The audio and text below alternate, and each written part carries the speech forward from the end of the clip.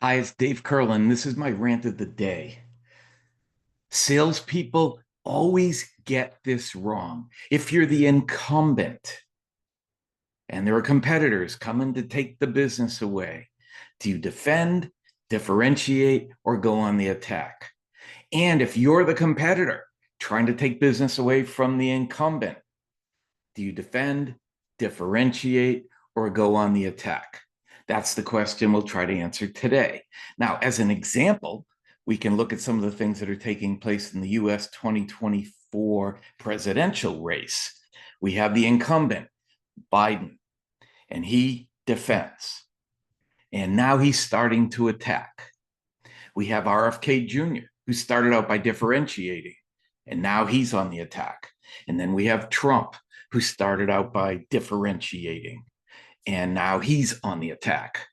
Now, what works? Does defending work? Well, if you're Biden and you're defending, you have to have a record to defend.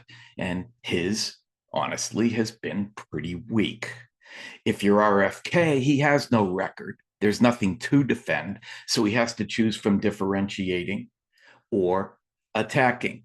He started by differentiating and it wasn't getting him anywhere. So now he's trying to attack both Biden and Trump. And then you have Trump. He does have a record to run on. He can defend his 4-year record from 2017 to 2020, but he started by differentiating, and there was a lot to differentiate on, and that was working. But now he's on the attack because of what's happened to him, rightly or wrongly. And the question is the attacking working for either him or RFK Jr.? Only the polls and the actual votes will answer that question for us. But what should you do? Well, if you're the incumbent and you've done a great job, you can defend, but there are people coming after you. So the only way you add value is to differentiate. You can't add value by defending ever. So you differentiate. But how do you differentiate from yourself? You ask what you could be doing better to make it perfect. Now, if you're one of the competitors coming after the business, there's nothing to defend. You can defend your record with other companies, but that's meaningless to the company you're calling on. You can differentiate, but, and here's where salespeople go wrong, you can't differentiate without knowing what you're differentiating against. You know who you're differentiating against, but what are you differentiating against? What is it they like about the existing provider, and what don't they like? You can only differentiate against what they don't like.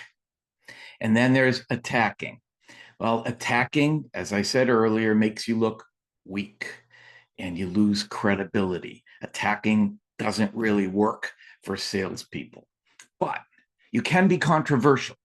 You can start out by being controversial and challenge their thinking, and then differentiate once you've learned what there is to differentiate against.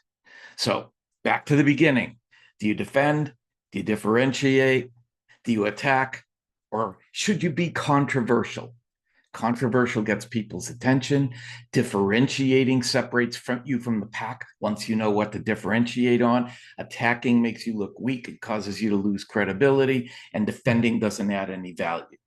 There you have it. This was Dave Curlin with my rant of the day.